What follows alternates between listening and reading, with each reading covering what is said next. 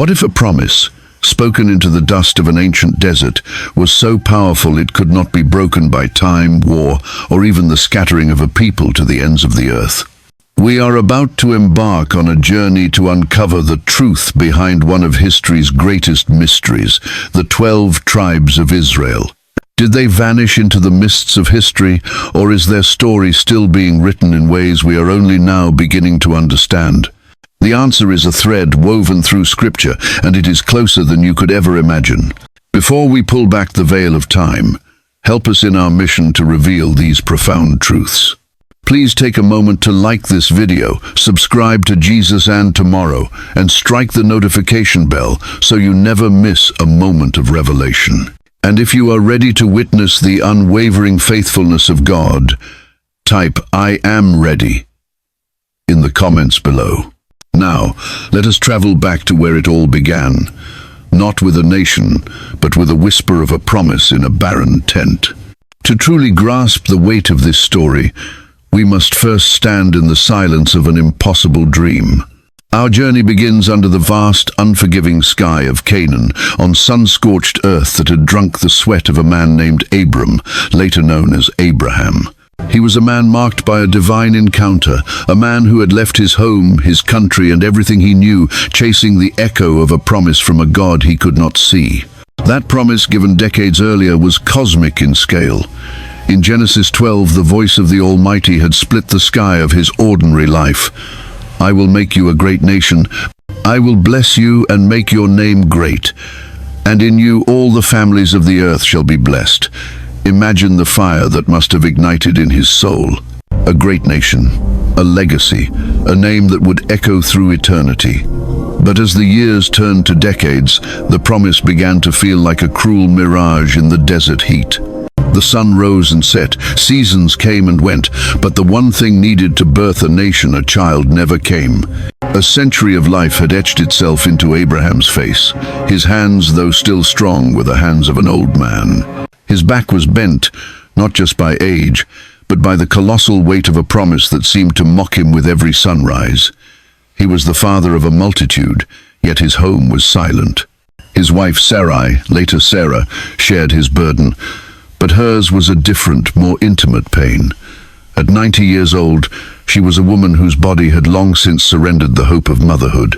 The cradle they might have once carved remained empty, a hollow monument to a dream that had died. Her womb was a tomb, a place where life was not only absent but biologically impossible. Can you feel the atmosphere in their tent? It's not just the heat of the day or the chill of the desert night. It's the heavy silence, thick with unspoken questions, with decades of prayers that seemed to hit a brass heaven and fall back to earth unanswered. Every time she saw a young mother with a child, a fresh wave of shame and sorrow would wash over her. The whispers of the servants, the pitying looks of other women, they were like stones thrown at her fragile heart. It was in this suffocating silence of human impossibility that God chose to speak again. This was not a whisper in a dream, but a divine visitation. As described in Genesis 17, God appeared to Abraham and reaffirmed his covenant, his unbreakable pact, and then he uttered the words that would shatter their reality. In verse 19, the declaration was made, direct and absolute. "No, Sarah, your wife shall bear you a son, and you shall call his name Isaac. I will establish my covenant with him for an everlasting covenant, and with his descendants after him." Abraham fell on his face, but his laughter was not one of pure joy. It was the laugh of disbelief, the sound of a man trying to reconcile an impossible word with 100 years of contrary evidence.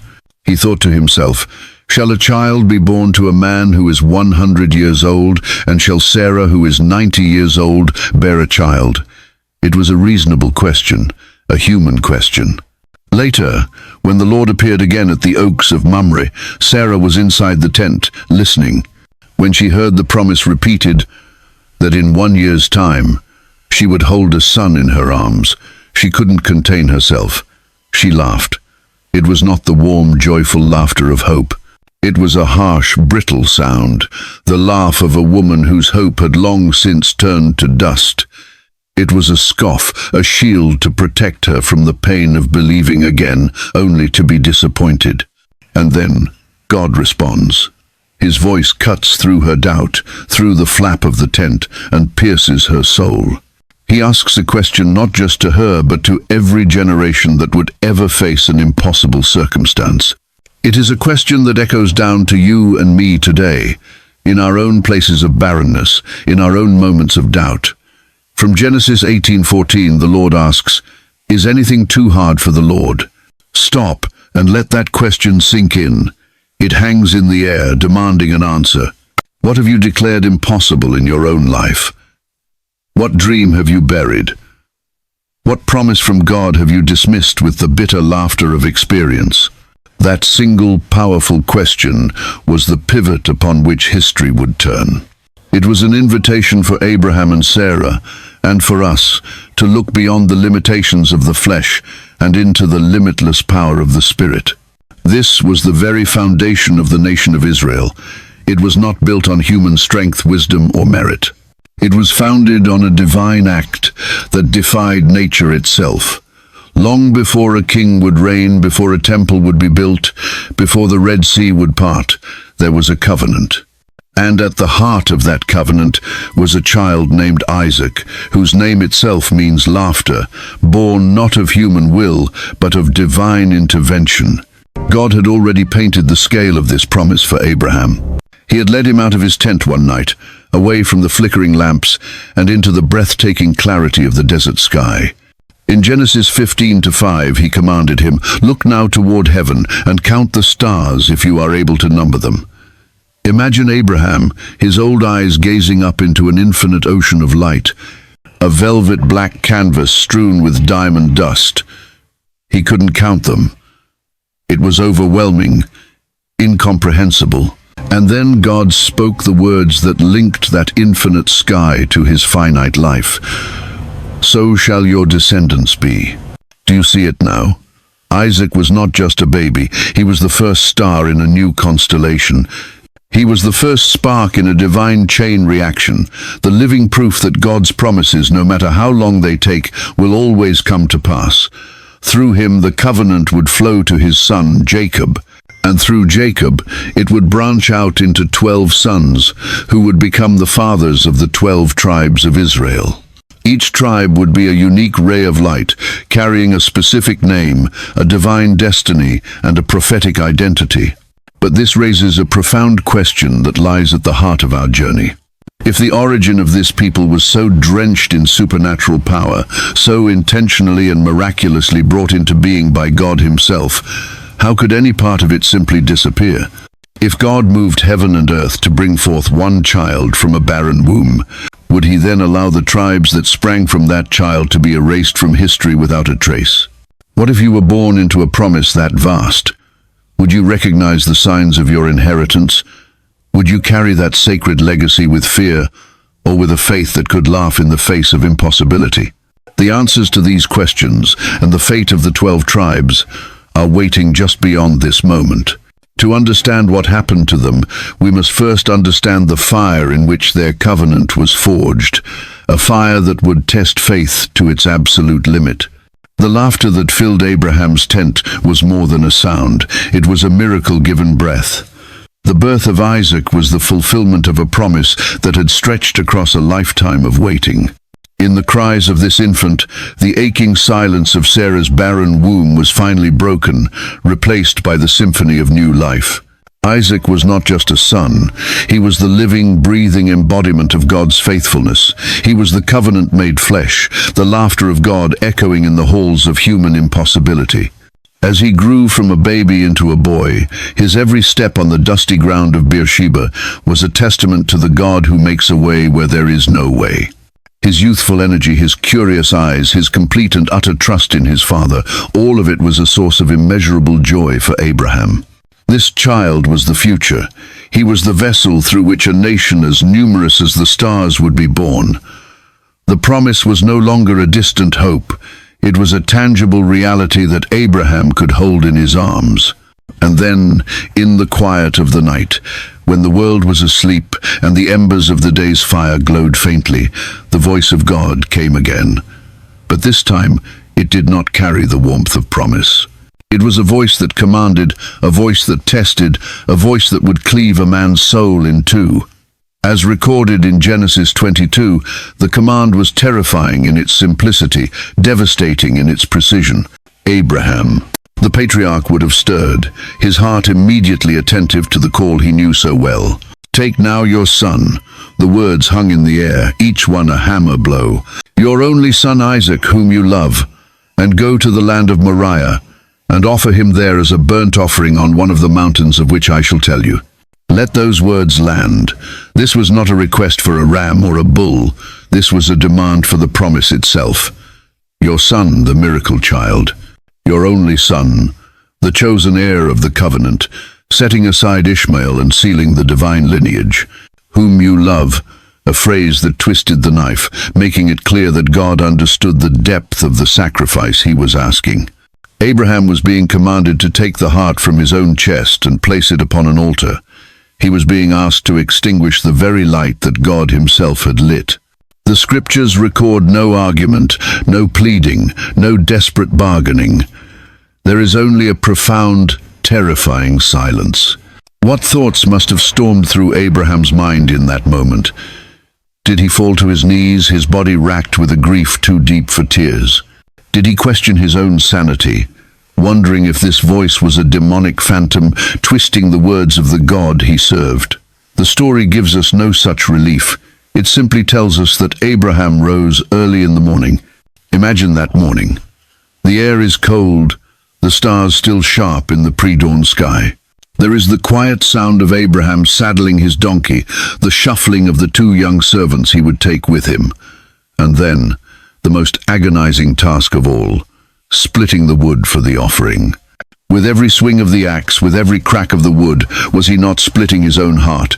He was preparing the fuel for a fire that would consume his entire world, his future, his legacy. And then he had to wake Isaac. How do you look into the eyes of the son you are about to kill? How do you maintain a calm facade when your soul is screaming? Isaac, perhaps still sleepy but excited for a journey with his father, would have risen without question. He trusted his father implicitly. For 3 days they walked. 3 days of agonizing silence. The sun beat down on them, the landscape of Canaan stretching out before them, beautiful and cruel. The servants walked behind, unaware of the horrific purpose of their journey. Isaac walked beside his father, the bundle of wood, the instrument of his own death, strapped to his young back. What did they speak of? Or did they walk in a silence so heavy it was a presence of its own? Every step was a step closer to an unthinkable act of obedience.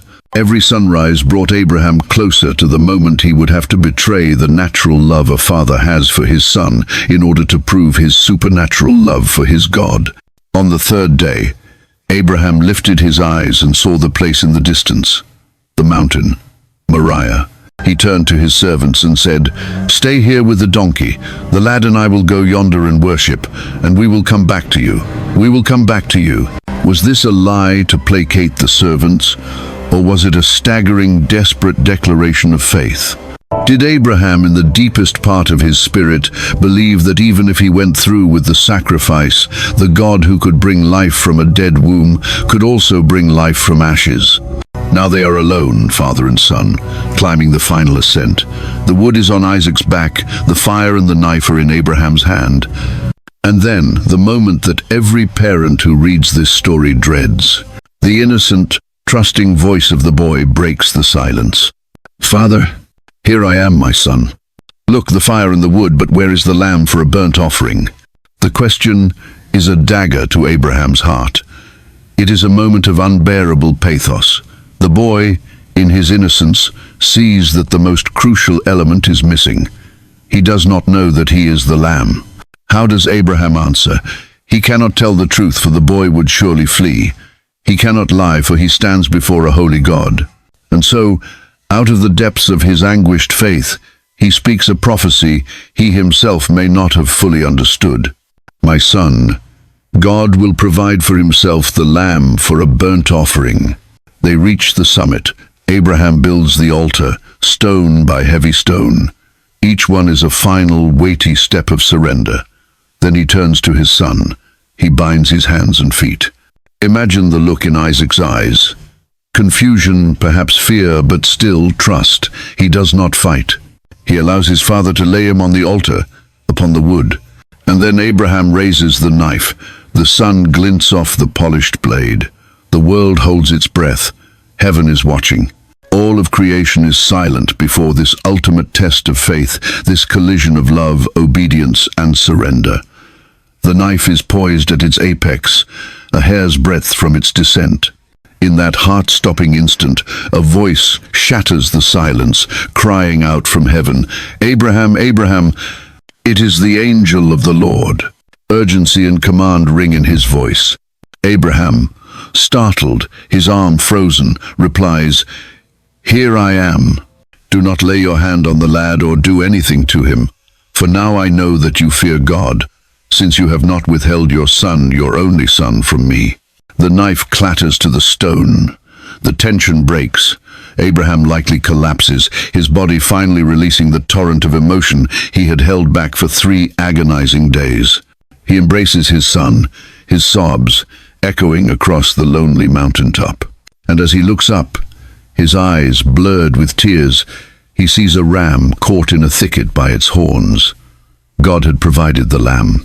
This was not merely a last-minute reprieve, this was a sacred seal. The covenant was no longer theoretical. It had been tested by the hottest fire and proven pure, unshakable. Isaac was no longer just the child of promise. He was now the certified heir of God's redemptive plan, a living continuation of a divine legacy that no sword, no fire, and no force on earth could ever sever.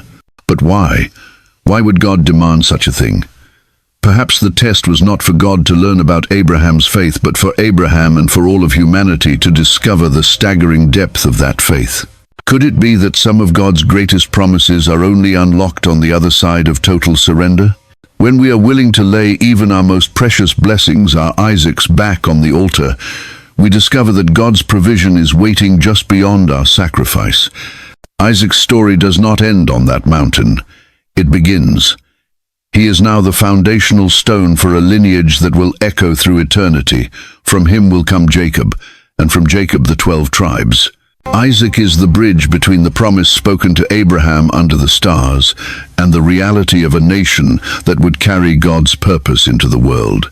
If God went to such extraordinary, heart-wrenching lengths to establish and certify this bloodline, does it make sense that he would simply let it vanish?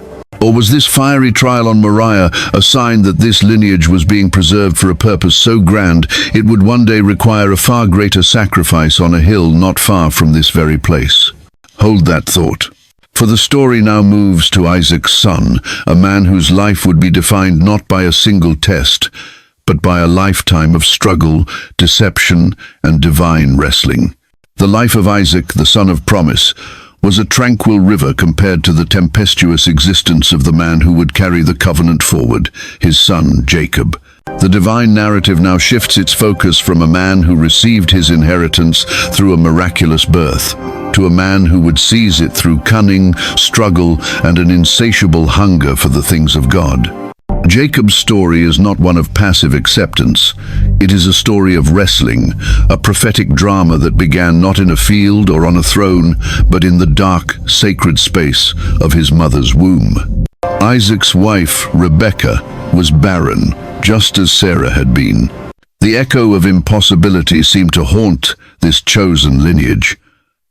For 20 years they prayed, their pleas rising like incense in the desert air. And God, the keeper of the covenant, heard them. He opened Rebekah's womb, but the answer to her prayers was not peace, it was war. As the months passed, a violent struggle erupted within her. This was not the gentle flutter of new life. It was a chaotic, painful churning, as if 2 opposing forces were battling for supremacy inside her very being. The turmoil was so great that it drove her to a point of despair. In Genesis 25-22, her cry is one of profound anguish. If all is well, why am I like this? In her confusion, she went to inquire of the Lord, to seek an answer for the cosmic struggle taking place within her. The answer she received was not a comfort, but a prophecy that would define centuries of history. God revealed the meaning of her agony in words that would shatter every cultural expectation of her time. Two nations are in your womb, two peoples shall be separated from your body, one people shall be stronger than the other, and the older shall serve the younger. Imagine the weight of that revelation. Rebecca was not merely carrying children, she was carrying the seeds of two rival nations. The conflict she felt was a preview of the historical friction that would follow. And in a stunning reversal of all tradition, where the firstborn received the honor and the inheritance, God declared that his favor would rest upon the younger. Divine selection would overrule natural order. Heaven's choice was already made before the boys ever took their first breath. When the time came, the first son emerged. He was ruddy, his skin flushed with a vibrant, earthy life force, and his body was covered in hair like a wild, untamed garment. They named him Esau. He was a picture of natural strength, a man of the field, born to hunt and to conquer the physical world.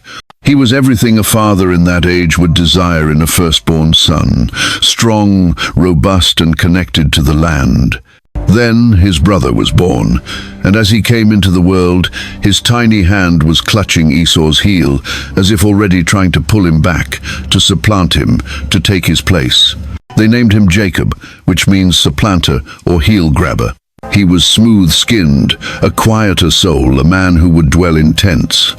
While Esau was all outward strength, Jacob possessed a different kind of intensity. It was an inner fire, a deep, calculating intelligence, and a relentless desire for something more than what the eye could see. The prophecy played out in their lives. Isaac, a man who loved the taste of wild game, favored Esau.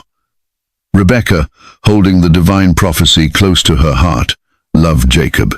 The stage was set for one of Scripture's most intense and heartbreaking sibling rivalries. The first critical moment came not with a clash of swords, but with the scent of simmering lentils. As told in Genesis 25, Esau came in from the field one day, exhausted and famished. He was a man driven by his immediate primal appetites. His focus was on the now, on the gnawing emptiness in his stomach. Jacob was cooking a stew, and the rich, savory aroma filled the tent. "Quick, let me have some of that red stew. I'm about to die," Esau gasped, his hunger overriding all other thoughts. In that moment, Jacob saw his chance. He saw not a weary brother, but a man who did not understand the value of what he possessed. Was this merely a cunning trick, or something more? Was it a divine test to reveal the hearts of both men? Jacob responded, his voice calm and deliberate. "First, sell me your birthright." The birthright was more than a double portion of the inheritance. It was the spiritual headship of the family. It was the priestly role. It was the connection to the covenant of Abraham, the promise of a nation, the lineage through which all the families of the earth would be blessed. It was a treasure of infinite, eternal value. Esau's response is one of the most tragic statements in all of Scripture. "Look, I am about to die. What good is the birthright to me?" He despised his sacred inheritance, trading an eternal promise for a temporary meal. He ate, he drank, he rose, and he went on his way, having sold his destiny for a bowl of stew. Jacob, though flawed in his method, understood the value of what Esau so carelessly threw away. He wanted the blessing. He craved the connection to God. Years later, the final, most dramatic act of this rivalry unfolded. Isaac was old, his eyes so dim he could no longer see. He knew his time was short, and he was ready to pass on the great patriarchal blessing, the spoken, irrevocable anointing that would seal the covenant upon his heir.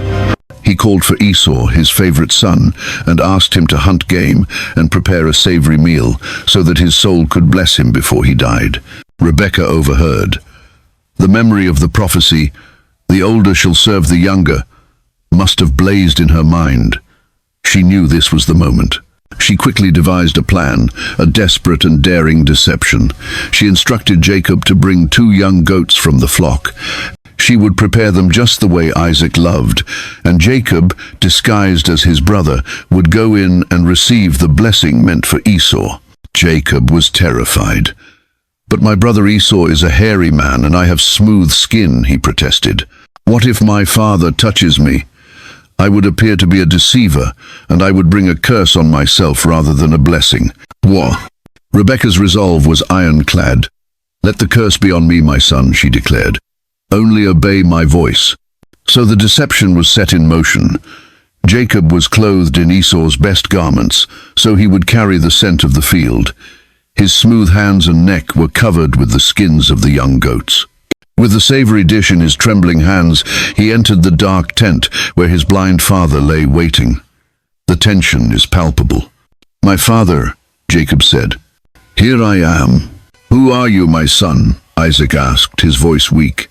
"I am Esau, your firstborn." The lie was spoken. The deception had begun.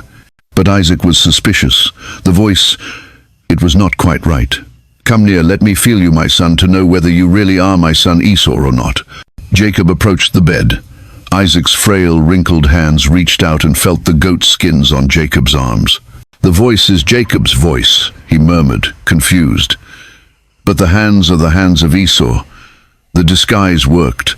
The feel of the hair, the smell of the field on the clothes, it was enough to quell his doubts. And then Isaac unleashed the blessing.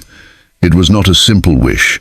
It was a torrent of prophetic power, a spiritual decree that, once spoken, could not be taken back. "May God give you of the dew of heaven, of the fatness of the earth. Let peoples serve you, and nations bow down to you. Be master over your brothers. Cursed be everyone who curses you, and blessed be those who bless you." The covenant of Abraham was now Jacob's. He had seized it through deception, but God, who sees the heart, honored the outcome. For Jacob, for all his flaws, desired the eternal, while Esau had settled for the temporary. But this victory came at a great cost. As Esau returned and discovered the treachery, a bitter and murderous hatred filled his heart. Jacob, the new heir of the promise, was now a fugitive, forced to flee for his life. His journey had only just begun, a journey that would take him into exile, into hardship, and ultimately into a face-to-face encounter that would change his name and the world forever. The blessing Jacob had so desperately craved now burned like a hot coal in his pocket, a treasure that had cost him everything. He was the chosen heir, the vessel of the Abrahamic covenant, yet he was not celebrating in a kingly tent. He was a fugitive, a man running for his life into the vast, unforgiving unknown. The sun rose on his first day of exile, not as a promise of hope, but as a glaring witness to his isolation. Behind him lay his home, his family, and the brother whose heart now seethed with a murderous rage. Before him lay a wasteland, a blank map where his future was an unwritten and terrifying story. Every step was a step away from all he had ever known. The familiar hills of Canaan gave way to a stark, rocky wilderness. The air grew thinner, the silence deeper. The only sounds were the crunch of his own sandals on the gravel and the frantic pounding of his own heart. Can you imagine the loneliness of that journey?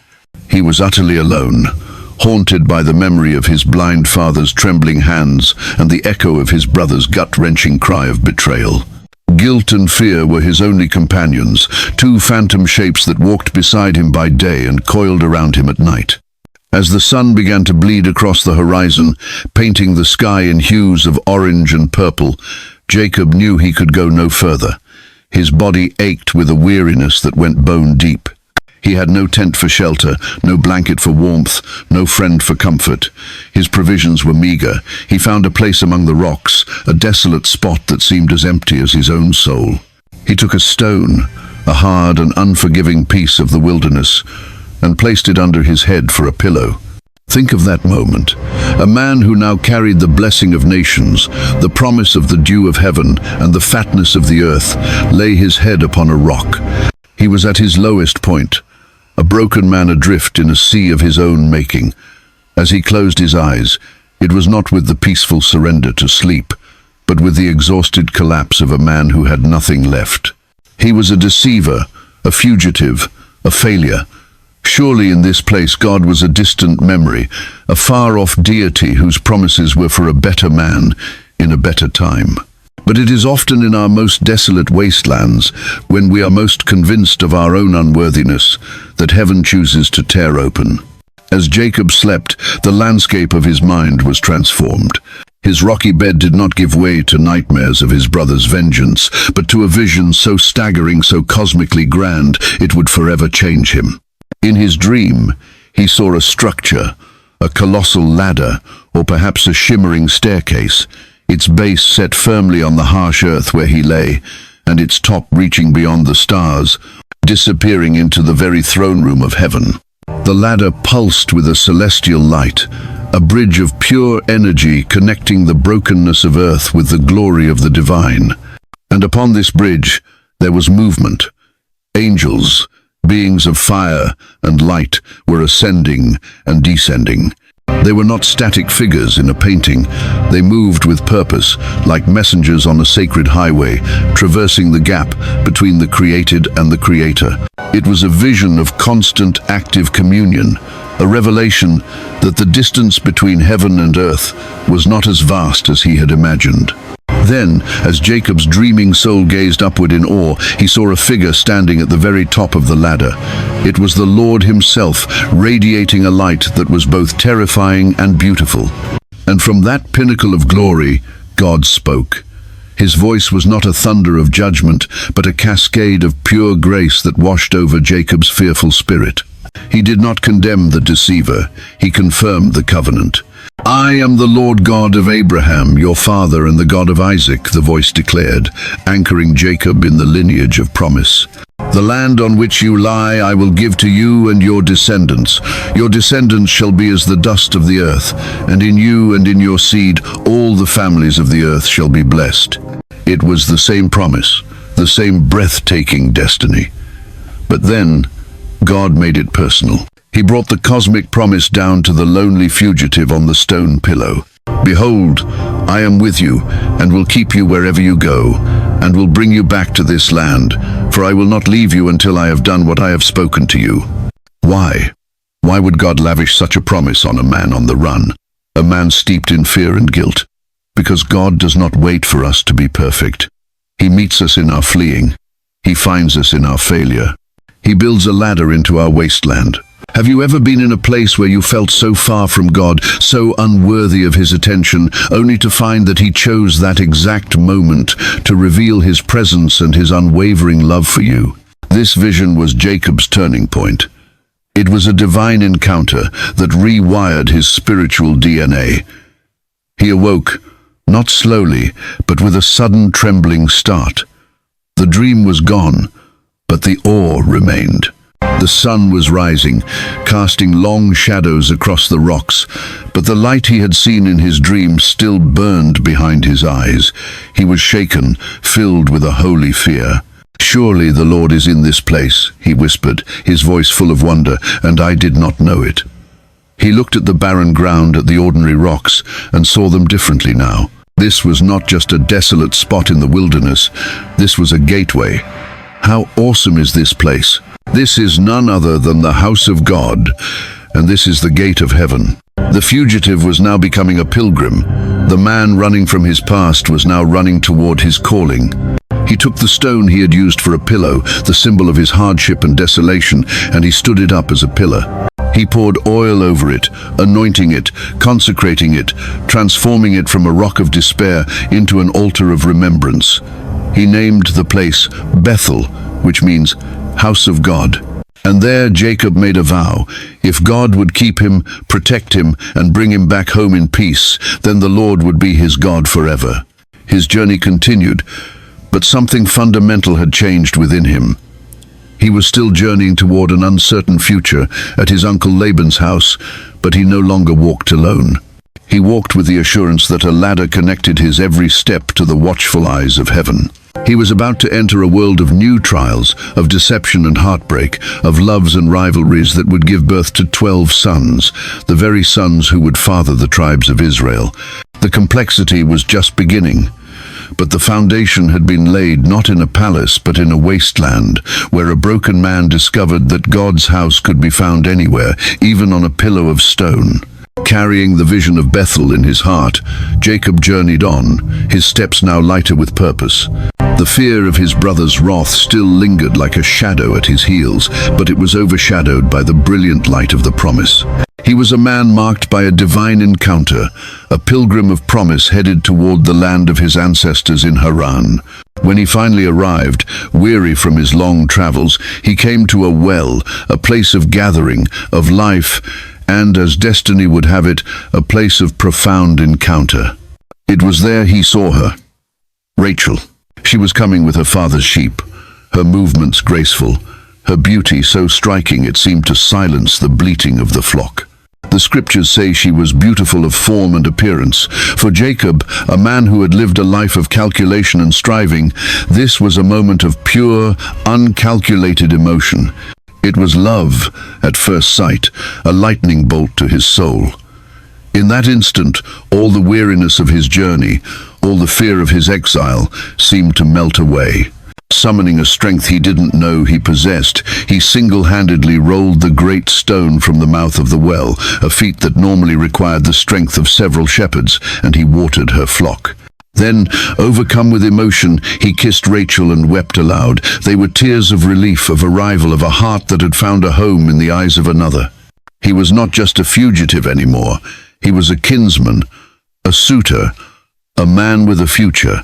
He was welcomed into the home of his uncle Laban, a man who greeted him with open arms and a warm embrace.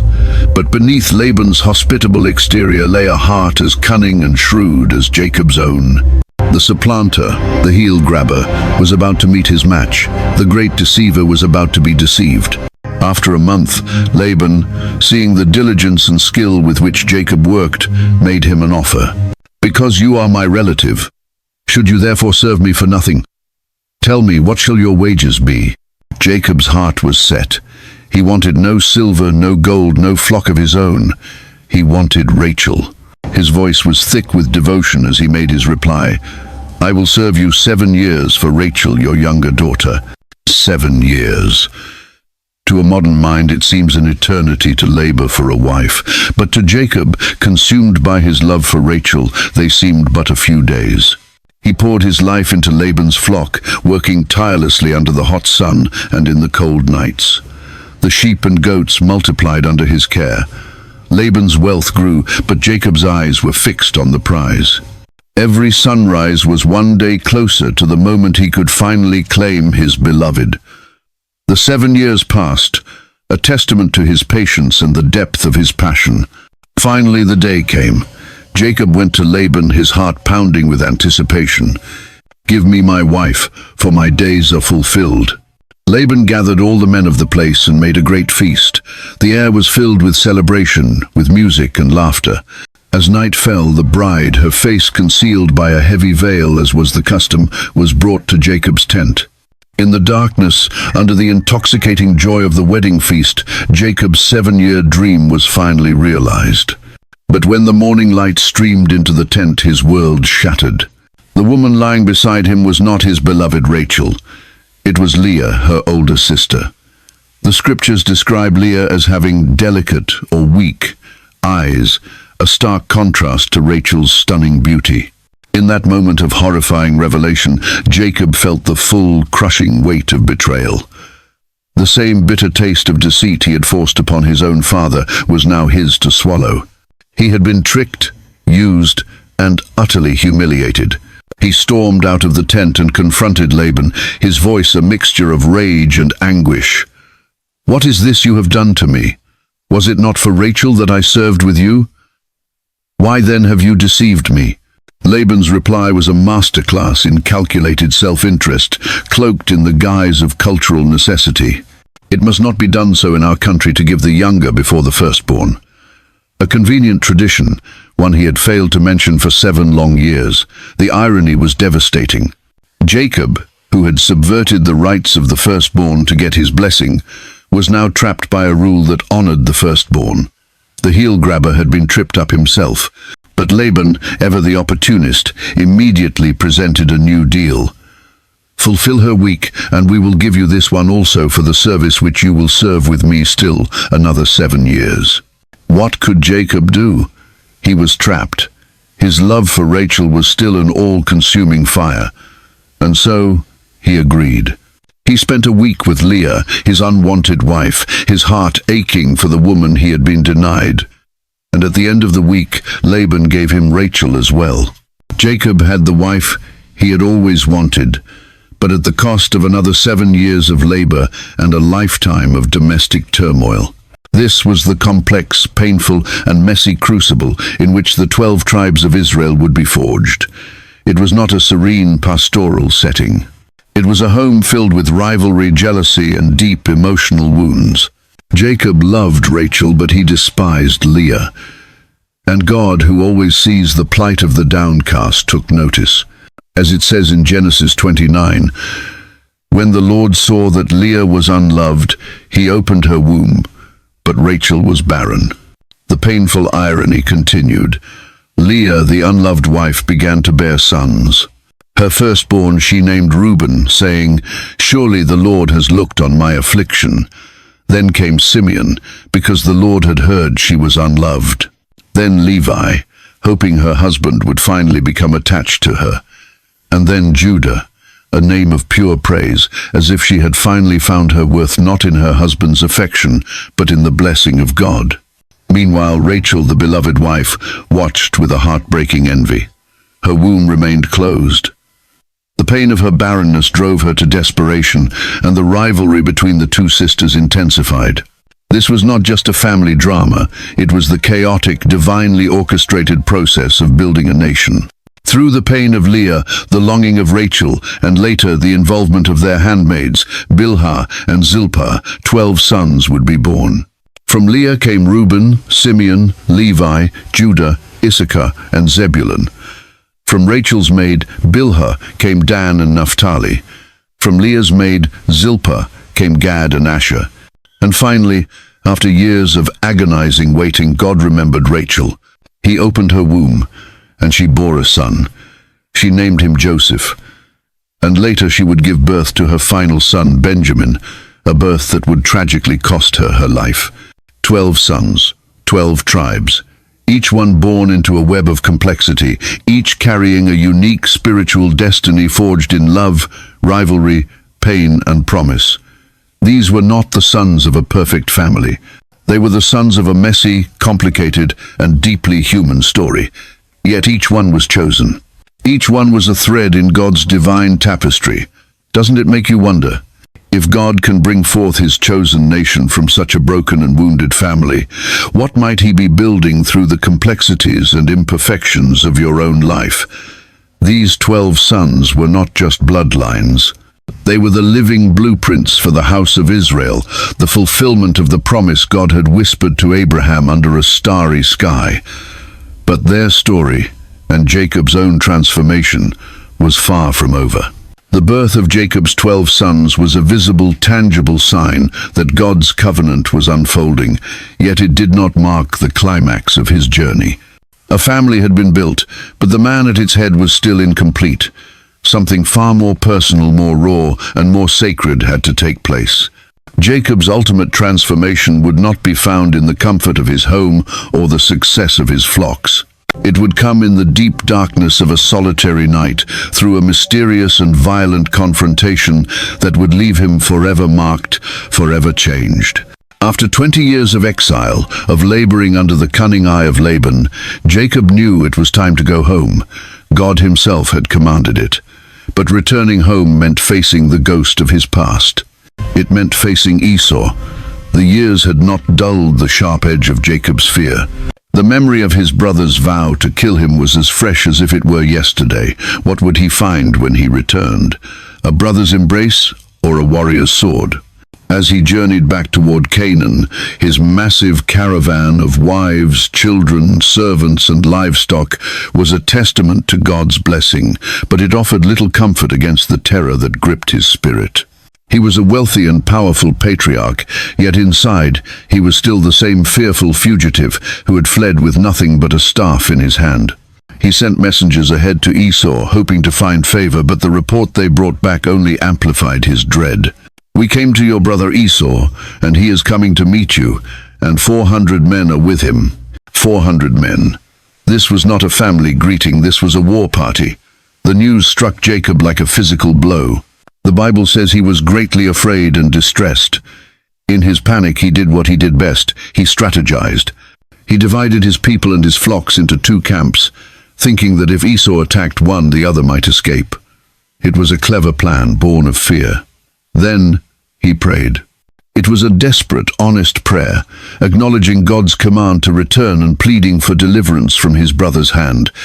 That night, on the eve of his dreaded reunion, Jacob took his family and possessions and sent them across the ford of the Jabbok, a river that marked the border of the Promised Land. And as the last of his caravan disappeared into the darkness, Jacob remained behind. He was utterly alone. He had sent away his family, his wealth, everything he had accumulated. He was stripped bare, standing on the precipice of everything he feared and everything he had become. And it was there, in the suffocating blackness of that lonely riverbank, that God met him. Not in a dream, not in a whisper, not in a pillar of fire. He met him as a man, a mysterious figure who emerged from the shadows and laid hold of him. A wrestling match began. This was no ordinary struggle. The being who confronted Jacob was no mere mortal. Jewish and Christian tradition has long held that this was a theophany, a pre-incarnate appearance of Christ, God himself, in a form that could be physically engaged. Can you imagine that moment? Alone by the river, your heart pounding, the shadows flickering, and suddenly you are locked in a life or death struggle with a force that is both terrifying and divine. You don't know if this being has come to break you or to bless you. All night long, they wrestled. The silence was broken only by the sounds of their struggle, the grunting exertion, the shuffling of feet on the muddy bank, the cracking of sinews. This was more than a physical battle. It was a spiritual war. Jacob, the heel-grabber, the man who had striven and struggled his entire life, was now wrestling with the very source of all strength. He wrestled with his past, with his fears, with his own cunning nature, and with the God who had been pursuing him all along. As the first hint of dawn began to grey the eastern sky, Jacob, though exhausted and battered, refused to give up. He held on with a supernatural tenacity. The mysterious being, seeing that he could not overpower Jacob's spirit, reached out and touched the socket of Jacob's hip, and instantly it was dislocated. A searing pain shot through Jacob's body. He was crippled, his physical strength broken. Now he was no longer wrestling in his own power, he was clinging. His opponent said, "Let me go, for the day breaks." But Jacob, hanging on in agony, his face streaked with sweat, tears, and perhaps blood, gasped out the words that would define his life. "I will not let you go unless you bless me." That desperate grip, not of aggression but of pure, dependent faith, revealed a heart that was finally, truly ready to change. He was no longer trying to win by his own strength. He was a broken man clinging to the only source of true blessing. And heaven responded. The being asked him a simple, profound question. "What is your name?" It was a question designed to make him confess who he was. "Jacob," he replied, "the supplanter, the deceiver, the heel-grabber." He had to speak his old identity one last time before it was stripped away. Then the divine declaration came, a sentence that would rename not just a man, but an entire nation. "Your name shall no longer be called Jacob, but Israel. For you have struggled with God and with men, and have prevailed." Israel, one who wrestles with God. In that one sentence, Jacob's identity was reborn. He was no longer the man who ran, the man who schemed. He was now the man who engaged with God, who held on through the darkness, and who overcame not by his own might, but by his refusal to let go of the divine. Have you ever wrestled with God in the dark night of your soul? Have you ever held on, refusing to let go until he spoke a new name, a new calling, a new blessing over your life? The name Israel was not merely symbolic. It was a prophetic banner that would stretch across a nation. Through his 12 sons, the 12 tribes would now carry that name like a sacred birthright. It was not just a surname, it was their spiritual destiny, and suddenly it becomes crystal clear. The birth of the 12 tribes was not just biological, it was the unfolding of God's redemptive story, a story woven through faith, struggle, and grace. These 12 sons would form the backbone of the nation of Israel. Their descendants would march out of Egypt, cross the Red Sea, receive the law at Sinai, and claim their inheritance in the Promised Land. The tribe of Levi would give rise to the priesthood. The tribe of Judah would carry the royal bloodline of King David and ultimately the Messiah. Every tribe played a role, and together they embodied the promise made to Abraham, Isaac, and now to Israel. Jacob, now limping, a permanent reminder of his transformative encounter, crossed the Jabbok as the sun rose. He named the place Peniel, "For I have seen God face to face, and my life is preserved." He was a new man, a patriarch ready to lead, a vessel fit to be the father of a holy nation. What he did then, God is still doing now. What happens when such a divinely formed, prophetically blessed people are set loose in the world?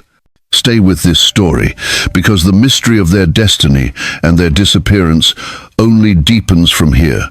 Years turn to decades. The river of time flows onward, carrying Jacob, now named Israel, from the wrestling ground at Peniel into the land of Egypt. He is an old man, his life a long and winding road marked by exile, deception, love, and loss. He has walked through valleys of profound grief and stood on mountaintops of divine encounter. Now, as he reaches the twilight of his journey, he lies on his deathbed, not in the promised land of Canaan, but in the foreign land of Goshen. Yet, this is not a scene of defeat. It is the stage for his final and most powerful act of patriarchal authority. A sacred moment unfolds. The aged patriarch, whose eyes had seen God face to face, gathers his 12 sons. They are no longer the brawling, jealous youths who tore his heart apart. They are men, hardened by life, fathers of their own sprawling families, the burgeoning heads of 12 distinct clans. They gather around him in the flickering lamplight, the air thick with the scent of old parchment, myrrh, and the palpable weight of anticipation. They have come to hear the final words of their father, but they are about to receive something far greater than a simple inheritance of land or livestock. Israel is poised to release a spiritual map, a prophetic vision that will chart the course of their destinies and echo down the corridors of time. As recorded in the epic 49th chapter of Genesis, what he speaks is not merely the tender farewell of a dying father. His voice is a conduit. It is the very voice of prophecy, passing through the mouth of a man who has become a vessel for the eternal decrees of God. These words are covenant transmissions, spiritual seeds that will blossom into the character, the role, and the ultimate fate of each tribe. Can you imagine standing in that room? The tension must have been electric. Each son, standing in birth order, waits for his name to be called, his heart a turbulent sea of hope and fear. Will he be blessed or rebuked? Will his legacy be one of greatness or obscurity? This is more than a family meeting. It is a divine ceremony, the final confirmation of the covenant, passed now from the individual to the collective heads of the nation that will bear his name. The prophecy begins. Israel turns his gaze, perhaps clouded with age but sharp with spiritual insight, to his firstborn. Reuben, he begins, his voice carrying the weight of what could have been. You are my firstborn, my might, and the beginning of my strength, the excellency of dignity and the excellency of power. He builds him up, acknowledging the honor that was his by right of birth. The potential was immense, but then the judgment falls like a hammer. Unstable as water you shall not excel, because you went up to your father's bed, then you defiled it. The words strike the air like thunder. The unspoken sin, his grievous indiscretion of sleeping with Bilhah, Jacob's concubine, is laid bare. It had not been forgotten. It was a moment of profound dishonor that now casts a permanent shadow over his future. Reuben, once destined for preeminence, is prophetically demoted. His tribe, Jacob declares, will lack the leadership and prominence that should have been theirs. What must it have felt like for Reuben to hear his failure broadcasted as the defining characteristic of his entire lineage? It is a sobering reminder that our choices have ripples, creating consequences that can flow for generations. Yet, even in this judgment, there is a sliver of grace. Reuben is not cast out. He is not erased. He is repositioned, still counted among the 12, a testament to God's mercy that endures, even when his favor is redirected.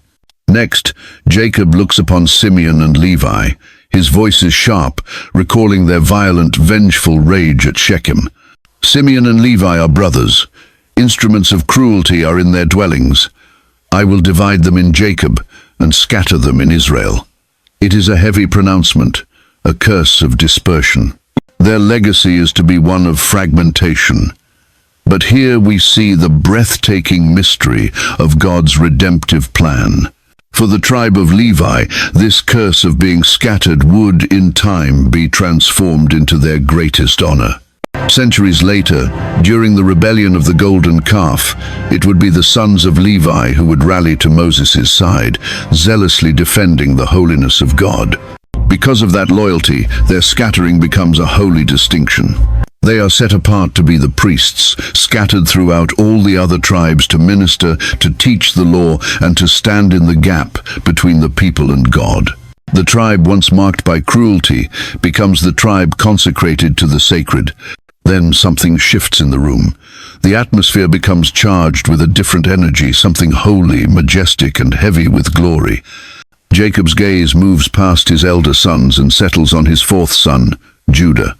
The tone of his voice changes. It is no longer a voice of rebuke or even of simple blessing. It becomes a trumpet, an oracle echoing from eternity, revealing not just Judah's future but the future of the world. Judah. Jacob proclaims, his voice ringing with power. You are he whom your brothers shall praise. Your hand shall be on the neck of your enemies.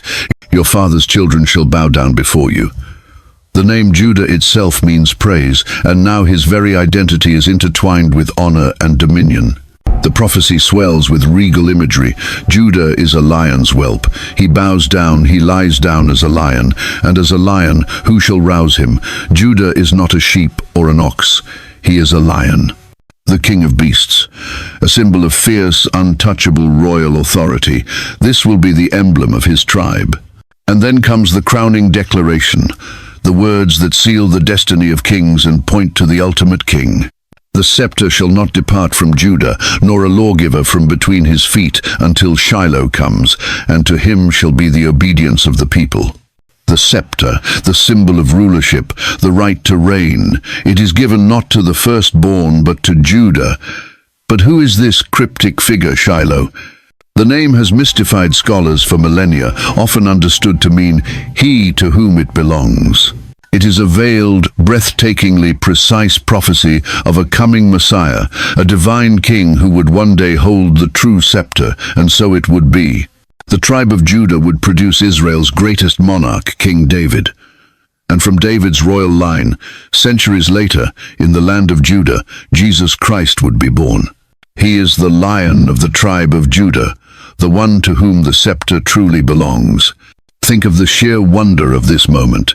In a dusty tent in Egypt, a dying patriarch speaks words guided by the Spirit of God that perfectly map the royal lineage of salvation history, a history that would only unfold over thousands of years.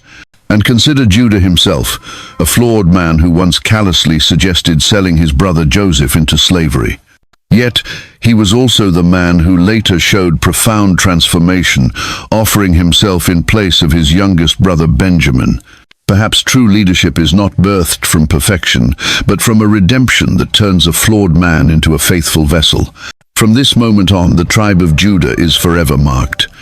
They are chosen to carry the weight of the monarchy, the promise of the kingdom, and ultimately the bloodline of the Messiah. The blessing spoken by Jacob was more than a family honor.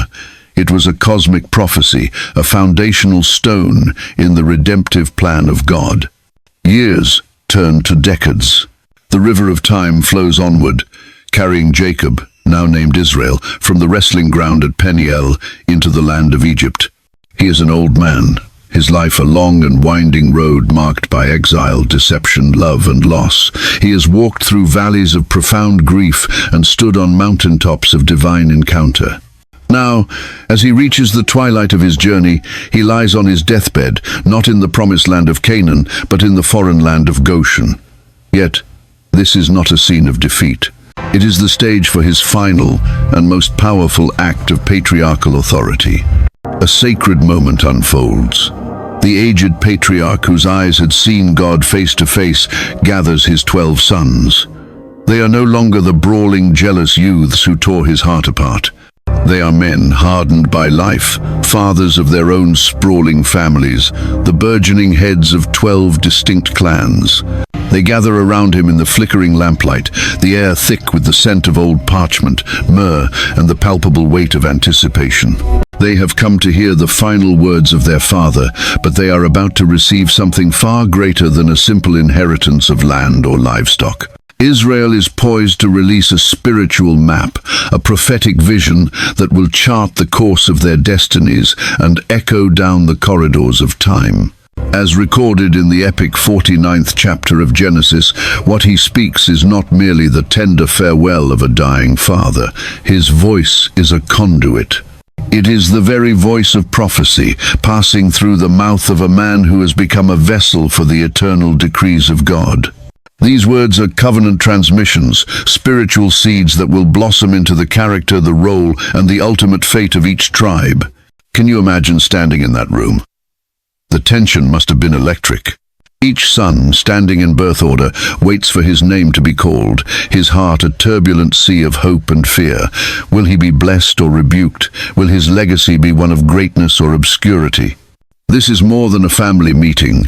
It is a divine ceremony, the final confirmation of the covenant, passed now from the individual to the collective heads of the nation that will bear his name. The prophecy begins. Israel turns his gaze, perhaps clouded with age, but sharp with spiritual insight, to his firstborn. Reuben, he begins, his voice carrying the weight of what could have been. You are my firstborn, my might and the beginning of my strength, the excellency of dignity and the excellency of power. He builds him up, acknowledging the honor that was his by right of birth. The potential was immense. But then the judgment falls like a hammer. Unstable as water, you shall not excel, because you went up to your father's bed, then you defiled it. The words strike the air like thunder. The unspoken sin, his grievous indiscretion of sleeping with Bilhah, Jacob's concubine, is laid bare. It had not been forgotten. It was a moment of profound dishonor that now casts a permanent shadow over his future. Reuben, once destined for preeminence, is prophetically demoted. His tribe, Jacob declares, will lack the leadership and prominence that should have been theirs. What must it have felt like for Reuben to hear his failure broadcasted as the defining characteristic of his entire lineage? It is a sobering reminder that our choices have ripples, creating consequences that can flow for generations. Yet, even in this judgment, there is a sliver of grace. Reuben is not cast out. He is not erased. He is repositioned, still counted among the 12, a testament to God's mercy that endures even when his favor is redirected. Next, Jacob looks upon Simeon and Levi, his voice is sharp, recalling their violent, vengeful rage at Shechem. Simeon and Levi are brothers. Instruments of cruelty are in their dwellings. I will divide them in Jacob and scatter them in Israel. It is a heavy pronouncement, a curse of dispersion. Their legacy is to be one of fragmentation. But here we see the breathtaking mystery of God's redemptive plan. For the tribe of Levi, this curse of being scattered would in time be transformed into their greatest honor. Centuries later, during the rebellion of the golden calf, it would be the sons of Levi who would rally to Moses' side, zealously defending the holiness of God. Because of that loyalty, their scattering becomes a holy distinction. They are set apart to be the priests, scattered throughout all the other tribes to minister, to teach the law, and to stand in the gap between the people and God. The tribe once marked by cruelty becomes the tribe consecrated to the sacred. Then something shifts in the room. The atmosphere becomes charged with a different energy, something holy, majestic, and heavy with glory. Jacob's gaze moves past his elder sons and settles on his fourth son, Judah. the tone of his voice changes. It is no longer a voice of rebuke or even of simple blessing. It becomes a trumpet, an oracle echoing from eternity, revealing not just Judah's future, but the future of the world.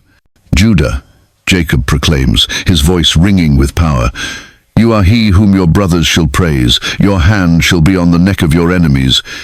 Your father's children shall bow down before you." The name Judah itself means praise, and now his very identity is intertwined with honor and dominion. The prophecy swells with regal imagery. Judah is a lion's whelp. He bows down, he lies down as a lion, and as a lion, who shall rouse him? Judah is not a sheep or an ox, he is a lion, the king of beasts, a symbol of fierce, untouchable royal authority. This will be the emblem of his tribe. And then comes the crowning declaration, the words that seal the destiny of kings and point to the ultimate king. "The scepter shall not depart from Judah, nor a lawgiver from between his feet, until Shiloh comes, and to him shall be the obedience of the people." The scepter, the symbol of rulership, the right to reign, it is given not to the firstborn but to Judah.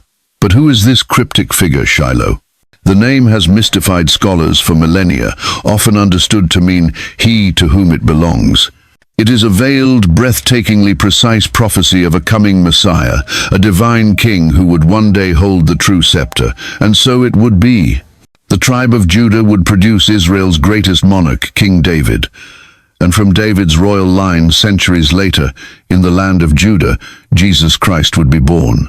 He is the Lion of the tribe of Judah, the one to whom the scepter truly belongs. Think of the sheer wonder of this moment. In a dusty tent in Egypt, a dying patriarch speaks words guided by the Spirit of God that perfectly map the royal lineage of salvation history, a history that would only unfold over thousands of years. And consider Judah himself, a flawed man who once callously suggested selling his brother Joseph into slavery. Yet, he was also the man who later showed profound transformation, offering himself in place of his youngest brother Benjamin. Perhaps true leadership is not birthed from perfection, but from a redemption that turns a flawed man into a faithful vessel. From this moment on, the tribe of Judah is forever marked. They are chosen to carry the weight of the monarchy, the promise of the kingdom, and ultimately the bloodline of the Messiah. The blessing spoken by Jacob was more than a family honor. It was a cosmic prophecy, a foundational stone in the redemptive plan of God. As the prophecy over Judah settled, Jacob's gaze, now filled with a deep and tender light, moved to his beloved son Joseph.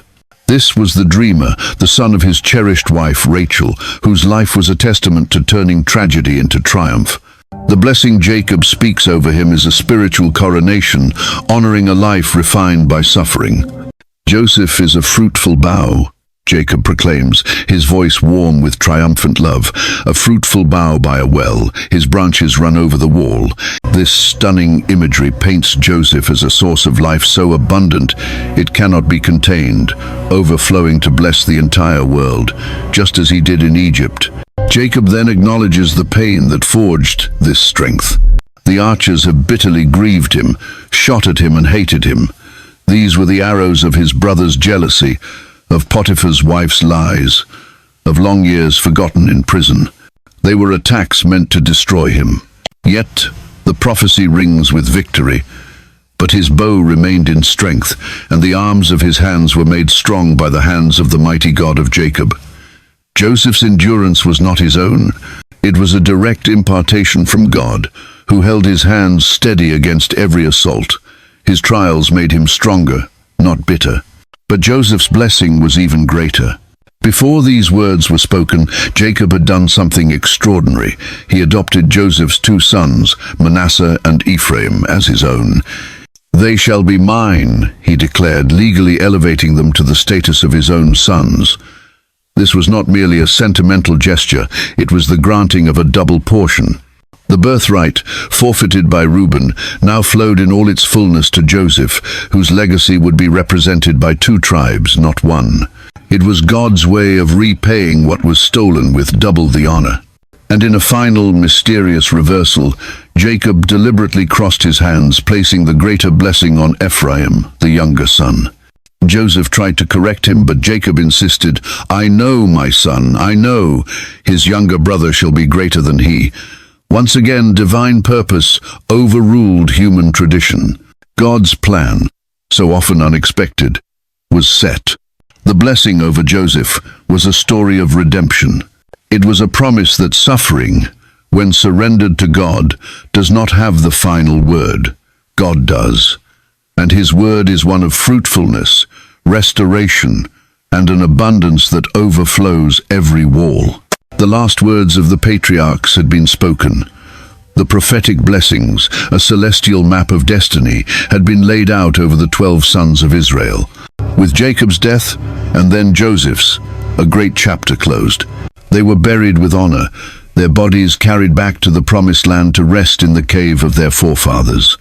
For a time, the children of Israel flourished in the fertile land of Goshen.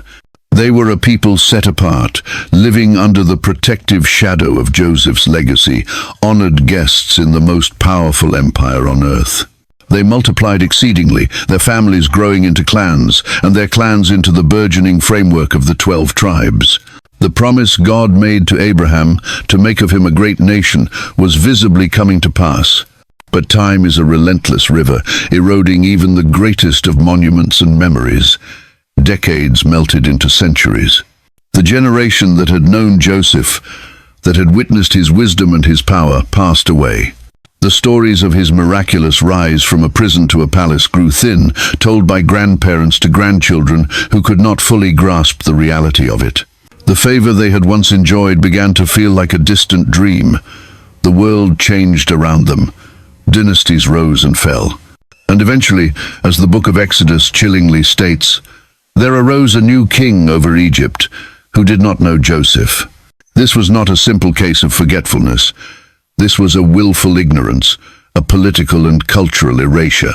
The new Pharaoh, likely of a new dynasty that had overthrown the old, saw the Israelites not through the lens of history and gratitude, but through the cold, calculating lens of fear and suspicion. He looked out upon the land of Goshen and saw not a blessed people, but a foreign entity growing at an alarming rate within his borders. Their numbers, once a sign of God's blessing, were now perceived as a demographic threat, a ticking time bomb at the heart of his empire. Whispers of tyranny began to circulate in the gilded halls of the palace. The Pharaoh gathered his council, his voice laced with a paranoia that would soon curdle into cruelty. "Look," he said, his finger lightly tracing a map. "The people of the children of Israel are more and mightier than we. Come, let us deal shrewdly with them, lest they multiply, and it happen, in the event of war, that they also join our enemies and fight against us, and so go up out of the land." The age of honor was over. The age of affliction had begun. The Pharaoh's shrewd plan was to break their spirit by breaking their bodies. The Israelites were stripped of their rights and forced into brutal slavery. The descendants of princes were now tasked with building the treasure cities of Pithom and Ramses. The blistering Egyptian sun became their merciless overseer. The crack of the taskmaster's whip became the rhythm of their daily lives. Imagine the scene. Men who once tended their own flocks now hauled massive stones, their backs raw and bleeding. They stood waist deep in the mud of the Nile, their hands burning as they molded endless bricks. The sweet scent of freedom was replaced by the stench of sweat, fear, and despair. They were driven from before dawn until after dusk, their every moment a struggle for survival. Their lives were made bitter with hard bondage, their groans mixing with the dust and straw. But a strange and terrifying thing happened. The more they were afflicted, the more they multiplied. The harder the Pharaoh pressed down, the more resiliently they grew. It was a divine paradox that infuriated the king. His plan to diminish them was failing. Their God, though silent, was still fulfilling his promise of multiplication, even in the midst of their suffering. So the Pharaoh's paranoia escalated into unspeakable evil. His first plan had been to break their bodies. His second was to destroy their future. He summoned the Hebrew midwives, two brave women named Shiphrah and Puah, and gave them a secret, horrific command. When you do the duties of a midwife for the Hebrew women, and see them on the birth stools, if it is a son, then you shall kill him. but if it is a daughter, then she shall live. This was an order of genocide, a command to extinguish the male line of the Hebrews, to sever the future of the 12 tribes at its root. Can you feel the terror that must have gripped the hearts of these women? The king of the most powerful nation on earth had given them a direct order. To disobey was to risk their own lives. But Shiphrah and Puah feared a higher authority. The Bible tells us, the midwives feared God and did not do as the king of Egypt commanded them, but saved the male children alive. They chose to defy the king of Egypt to obey the king of heaven, becoming quiet heroes in a story of overwhelming darkness. Their defiance enraged the Pharaoh. His secret plot had failed, so he made his murderous decree public to all his people. Every son who is born you shall cast into the river, and every daughter you shall save alive. Now the nightmare was complete. The Nile River, the very source of Egypt's life, was to become a graveyard for Israel's sons. Every cry of a newborn boy was now a sound of terror, a death sentence. The nation born from the laughter of a barren womb was now a nation whose own laughter had been stolen, replaced by the silent, choked sobs of mothers trying to hide their infant sons from the hand of the destroyer. Where was God in this? Where was the God of Abraham, Isaac, and Jacob? Had he forgotten his covenant?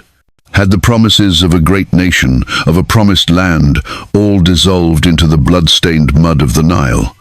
For 400 years, the promise had lain dormant. Now, it seemed to be dying. But even in the deepest shadow, a cry began to rise. It started as a whisper, a desperate prayer from a single broken heart, and it was joined by another and another, until it became a great collective cry of a people in agony. It was a cry that ascended past the pyramids, past the cruel gaze of the Pharaoh, and pierced the very heavens. And the Bible tells us, in that moment, something shifted in the unseen realm. God heard their groaning, and God remembered his covenant. The darkness was at its deepest, but the dawn was about to break. A deliverer was waiting in the reeds. The cry of a nation in agony had reached the throne room of heaven. God had remembered his covenant, and his answer would not be a whisper, but a whirlwind. It would come in the form of a man named Moses, a child of the tribe of Levi, who had been miraculously saved from the genocidal decree of Pharaoh, plucked from the waters of the Nile by a princess, and raised in the very palaces of his people's oppressors. After 40 years in the wilderness, a shepherd in Midian, a man humbled and stripped of all royal pretense, he stood before a bush that burned but was not consumed. And from the heart of that fire, the God of Abraham, Isaac, and Jacob called his name and commissioned him for a task of impossible scale. Return to Egypt and demand that the most powerful man on earth, and the Pharaoh himself, let his people go. What followed was a titanic clash of wills, not merely between two men, but between the gods of Egypt and the one true God of Israel. Armed with nothing but a shepherd's staff and the authority of the great I Am, Moses, alongside his brother Aaron, stood before Pharaoh. The battle for liberation began. 10 times Moses brought the word of the Lord, and 10 times Pharaoh's heart was hardened, a stubborn pride that refused to bow to any power but his own. And so, 10 times, the hand of God fell upon the land of Egypt. These were not random acts of nature. They were divine, surgical strikes, each one a direct assault on the pantheon of Egyptian deities. The Nile, their river god Hapi, was turned to blood. The sun, their supreme god Ra, was blotted out by a suffocating darkness. The plagues of frogs, lice, flies, and locusts made a mockery of their gods of fertility and protection. With each plague, the power of Egypt's idols was dismantled, their impotence laid bare before the god of slaves. Finally, the 10th and most devastating plague came. It was a night of terror and judgment, a night that would be seared into the memory of Israel forever. The angel of death passed through the land of Egypt, and in every home not marked by the blood of a lamb on its doorposts, the firstborn son was struck down. From the firstborn of Pharaoh on his throne to the firstborn of the captive in the dungeon, a great cry of grief rose from the Egyptians. In that one horrific night, the pride of Egypt was broken. A shattered Pharaoh, his own son now dead, finally yielded. He summoned Moses and Aaron in the dead of night and cried, "Rise, go out from among my people, and go, serve the Lord as you have said. Also take your flocks and your herds, and be gone, and bless me also." The Exodus had begun. In a single night, 2 million people, the 12 tribes of Israel, a vast multitude of men, women, and children, marched out of the land of their bondage. They did not leave as defeated slaves, but as a victorious army, laden with the silver and gold of the Egyptians, a divine payment for centuries of stolen labor. They were leaving the house of slavery behind, their faces set toward a promised land they had only heard of in stories. But their freedom was not yet secure. As they stood trapped between the shimmering expanse of the Red Sea and the thunderous chariots of a vengeful Pharaoh who had once again hardened his heart, it seemed their liberation would be short-lived. Fear gripped them, but Moses raised his staff, and the God who had opened a barren womb now opened a sea. A mighty east wind blew all night, carving a path through the deep, the waters standing up like two colossal walls on either side. All night, the nation of Israel walked through the heart of the sea on dry ground.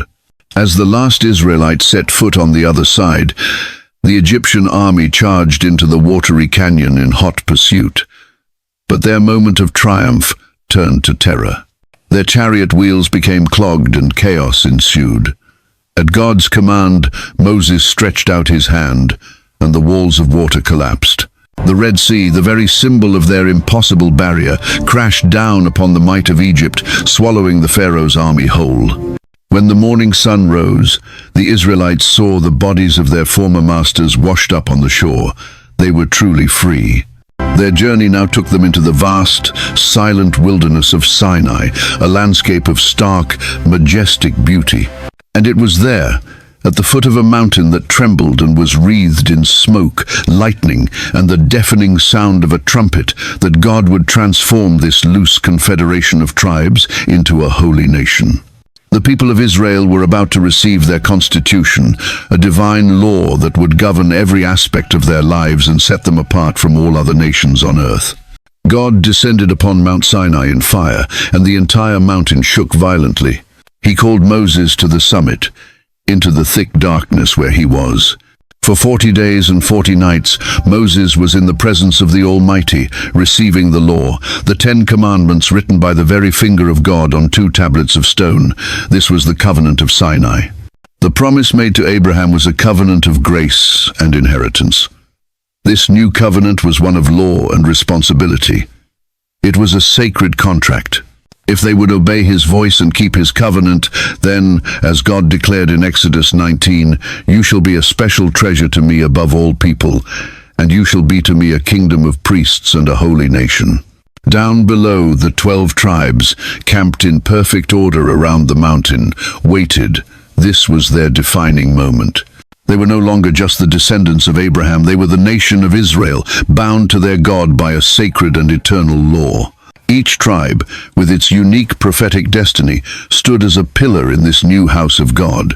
Judah, the tribe of kings; Levi, the tribe of priests; Joseph, the tribe of fruitful abundance, and all the others were now united under one law, one God, and one shared destiny.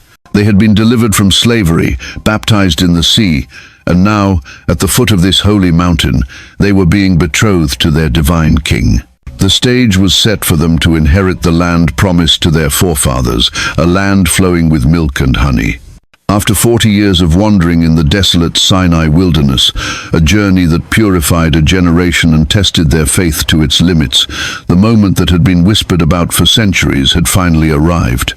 The children of Israel, the living embodiment of the 12 tribes, stood at the banks of the Jordan River. Before them lay Canaan, the promised land. It was a landscape shimmering under the sun, a tapestry of green valleys, terraced hillsides, and fortified cities. This was not just a piece of geography, it was the physical manifestation of a divine promise. It was the land that God had sworn with a solemn oath to give to Abraham, Isaac, and Jacob. The generation that had come out of Egypt, with their slave mentality and their constant grumbling, had perished in the wilderness. Now, A new generation, born in freedom and disciplined by the desert, stood ready to claim their inheritance. Their leader was no longer Moses, who had viewed the land from afar before being gathered to his people. The mantle of leadership had passed to Joshua, a man of the tribe of Ephraim, filled with a spirit of wisdom and unwavering courage. He was the one chosen to lead the people across the final barrier and into their destiny. The conquest of Canaan was not a simple migration. It was a holy war, a divine reclamation of territory that had been promised long before the Canaanite kings had built their first walls. The crossing of the Jordan River itself was a miracle that mirrored the parting of the Red Sea, a clear sign to this new generation that the same God who had delivered their fathers was now with them. The priests carrying the Ark of the Covenant, the very symbol of God's presence, stepped into the raging floodwaters of the Jordan, and instantly the river stopped flowing, piling up in a heap upstream. The entire nation crossed over on dry ground. Their first target was the formidable high-walled city of Jericho. It was a fortress that seemed impenetrable, but the battle for Jericho was not won with siege ramps and battering rams. It was won with obedience and faith. For 6 days, the armies of Israel, led by the priests carrying the ark, marched in silence around the city. On the 7th day, they circled it 7 times. And at Joshua's command, the priests blew their ram's horn trumpets, and the entire nation let out a mighty shout, and the walls of Jericho, in defiance of all natural law, collapsed into a heap of rubble. The God of Israel had begun to give them the land. From that first victory, the tribes of Israel, fighting under Joshua's unified command, swept through the land. The battles were fierce.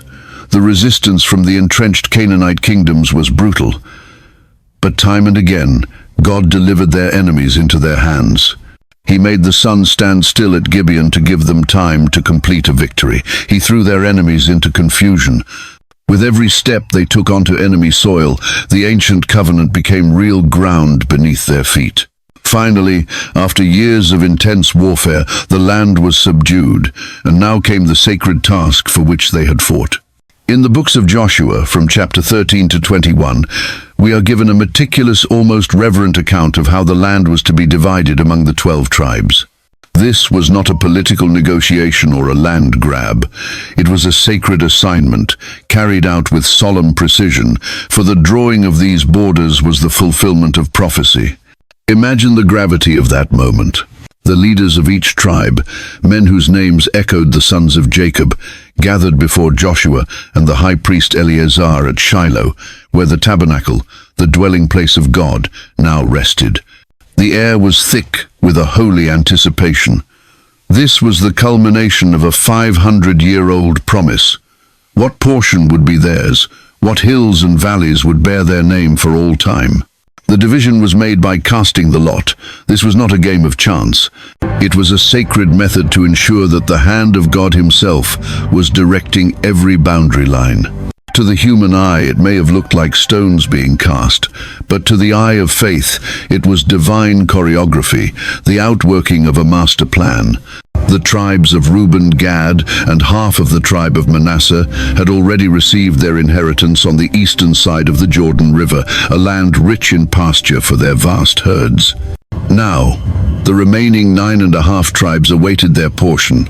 To the tribe of Judah, the tribe of the Lion, was given a vast and vital portion in the south.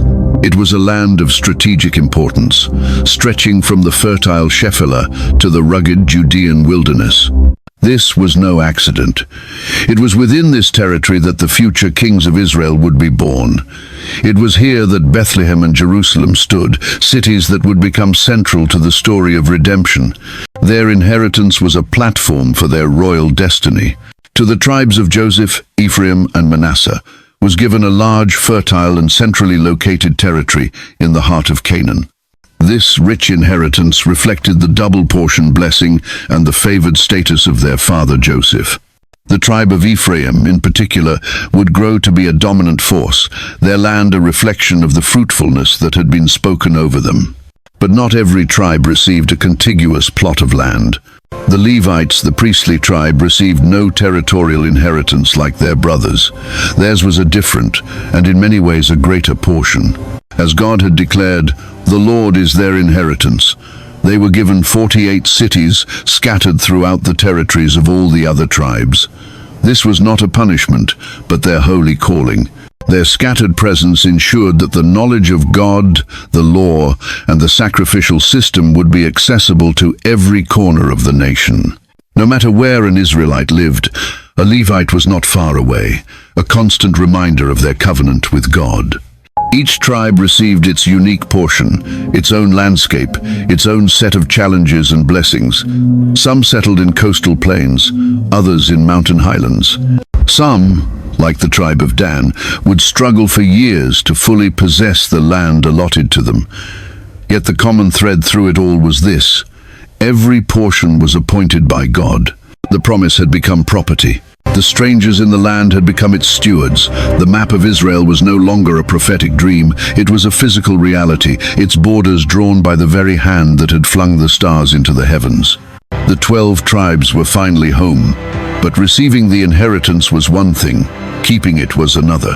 The land had been given, but it came with a sacred responsibility, and the seeds of future tragedy were already being sown in the soil of their new home. The division of the land should have begun a golden age, but the memory of God's miracles faded. After Joshua's generation, the people of Israel forgot the Lord. They failed to drive out the Canaanites as commanded, and soon their idolatrous practices began to infect the nation. The era of the judges was a dark cycle of rebellion, oppression, and civil war, as the tribes, lacking a central king, did what was right in their own eyes. The monarchy under David and Solomon brought a period of glorious unity and power, culminating in the construction of the magnificent temple in Jerusalem. But even Solomon, in his old age, was led astray by his foreign wives into idolatry, polluting the Holy Land. As a result, God declared that the kingdom would be torn apart.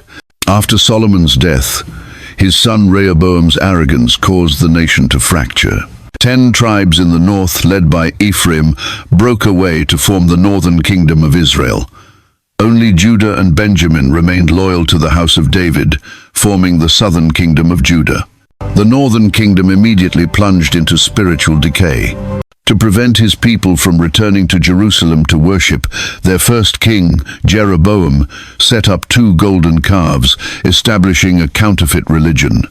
For 2 centuries, a succession of evil kings led the 10 tribes deeper into idolatry.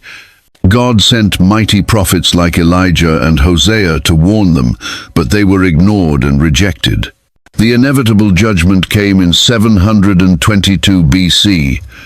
The ruthless Assyrian Empire conquered the northern kingdom, besieging its capital, Samaria, for 3 years.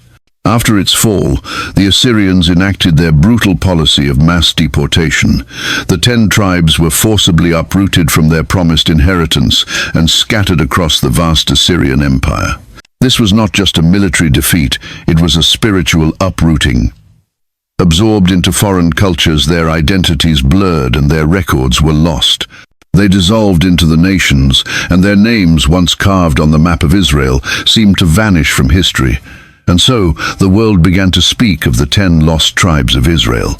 A kingdom born of a miracle had been torn in 2, and its larger half had seemingly disappeared from the face of the earth. The scattering of the 10 tribes appears to be the end, but Scripture tells a different story, one of divine remembrance. The tribes were scattered, but never forgotten. Through the prophet Amos, God promised that while he would sift the house of Israel among the nations, not the smallest grain shall fall to the ground. What seems lost to man is never lost to God. The prophets who warned of judgment also spoke of an impossible restoration. They foretold a day when God would mend the great fracture, taking the 2 sticks representing the southern kingdom of Judah and the northern kingdom of Israel, and joining them into one. He promised to make them one nation, under one king, forever. This idea of 12 tribes persists even into the New Testament. The Apostle James addresses his letter to the 12 tribes which are scattered abroad, acknowledging their continued existence. The prophetess Anna is identified as being from the northern tribe of Asher.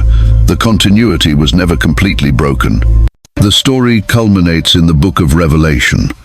In a stunning vision, John sees 144,000 servants of God being sealed for protection, 12,000 from each of the 12 tribes of Israel. They are named one by one. After centuries of exile and silence, their identities are not only remembered but are central to God's end-time purpose. What was lost on earth remained perfectly preserved in heaven. So where are they now? Woven into the fabric of nations, hidden in plain sight, waiting for a divine awakening. The story of the 12 tribes does not end in disappearance. It ends in a promise of a great regathering. The God who made a covenant with Abraham, Isaac, and Jacob does not break his word.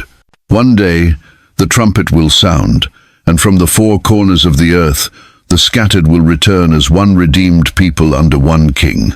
The 12 gates of the New Jerusalem bear the names of these tribes, an eternal reminder that what God begins, he will always and gloriously complete. His promises never fail.